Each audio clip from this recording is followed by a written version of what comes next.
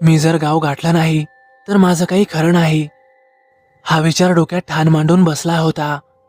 म्हणून मी सुसाट वेगाने पुढेच पळत राहिलो. तेवढ्यातच माझ्या मागून एक ओळखीचा आवाज आला. अरे मदन, थांब की, कुठं पळतोय? तो आवाज ऐकताच मी अक्षरशः थबकलो. कारण तो आवाज म्हणजे माझे आजोबा नामदेवराव यांचा तो आवाज होता. मी हळूच वळून पाहिलं. समोरच माझे आजोबा उभे होते. नेहमीसारखाच पांढरा धोतर कुर्ता, हातात काठी, चेहऱ्यावर ओळखीची माया. क्षणभर मन भरून आलं. आजोबा, तुम्ही इथे? मी त्यांच्या दिशेने एक पाऊल टाकणार तोच मेंदूत वीज चमकावी असं काहीतरी मला आठवलं. माझे आजोबा तर पंढरपूरला गेले आहेत, मग इथे कसे? आणि त्या क्षणी माझ्या अंगावर काटा उभा राहिला. हृदय जोरात ओरडू लागलं की हे माझे आजोबा नाहीत,